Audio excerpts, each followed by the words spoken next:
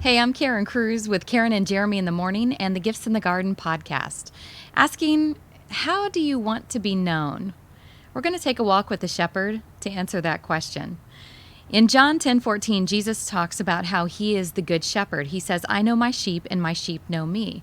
And he says again in John 10:27, my sheep listen to my voice. I know them and they follow me. And I wanted to know if this is really true, this concept that sheep only follow the voice of the one that they know.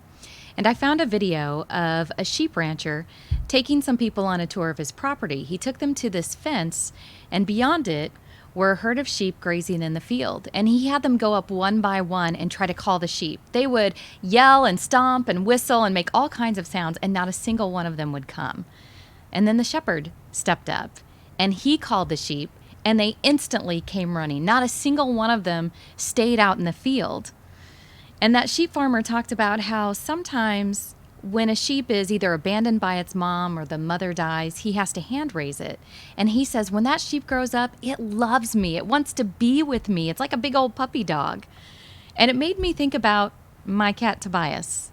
Jeremy, my husband, will tell you he is a mama's cat. He wants to be with me. He loves me that same way. But sometimes he claws and scratches at the furniture, and when he does, I try to get him to stop and I'll push him away. And I remember one time in particular telling Jeremy, I kept pushing and pushing, and he just would not stop. And Jeremy said to me, it's because he only knows your hands as love. And I was thinking about that and how it's the same for the sheep. Just like I care for Tobias, the shepherd cares for them. He leads them, he protects them, he feeds them. And Jesus does the same for us. In John 10, verse 5, Jesus talks about how the sheep won't follow the voice of a stranger.